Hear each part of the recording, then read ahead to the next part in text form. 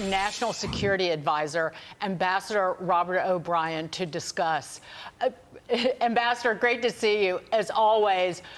Whatever you want to talk about, I always start with President Trump and his administration's stance on our energy in this country, our energy security, our energy supplies, and that just in terms of natural gas and oil production, our exports of LNG to Europe, it has put us in a very different position when it comes to dealing with Russia.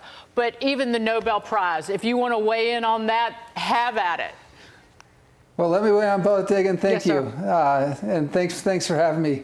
First, let me start with the Nobel Peace Prize, because you may recall I was the first senior official, I think, back in Trump 1.0, after we got the Abraham Accords, to go out to the sticks in front of the West Wing and say, President Trump deserves a Nobel Peace Prize.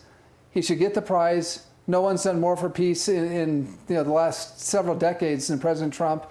And that was before this term, when he's solved India, Pakistan, Azerbaijan, Armenia, Cambodia, Thailand. I mean, just one conflict after another. So if the prize is going to have any meaning, if it's truly going to be the benchmark for the leading statesman and the leading peacemaker in the world, it needs to go to President Trump, and it needs to go to him this year.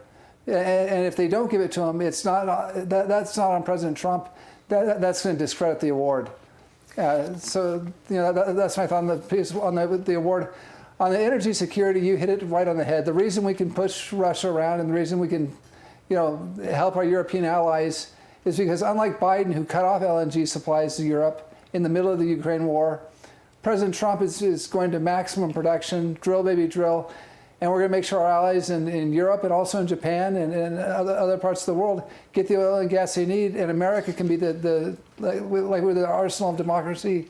In World War II, we can be the arsenal of energy in this new Cold War. Ambassador, if anyone's going to get some sort of peace deal negotiated between Ukraine and Russia, it's going to be President Trump, for the reasons that you just laid out, and also Dagan pointing out on the energy front as well. But it is a tough nut to crack. These two sides are very dug in. There's been a lot of loss of life as well. What do you think the biggest challenge is for President Trump in trying to get this done? Well, the biggest challenge, obviously, Lisa, is Vladimir Putin. And the Russians are very difficult to negotiate with. I negotiated with them over hostages when I was the hostage envoy. I negotiated with them over the START treaty when I was the National Security Advisor.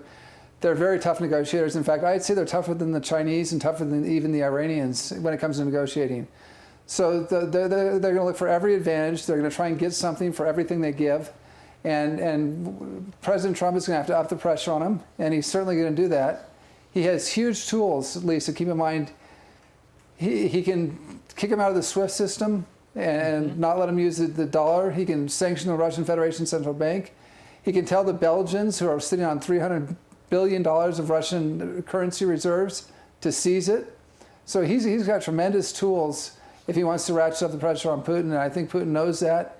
And so I think Trump is right when he says in the next couple of weeks, we'll see how this goes, but if Putin disappoints him, it's not just going to be the FIFA invitation that he misses out on. It's going to be a real damage to the Russian economy.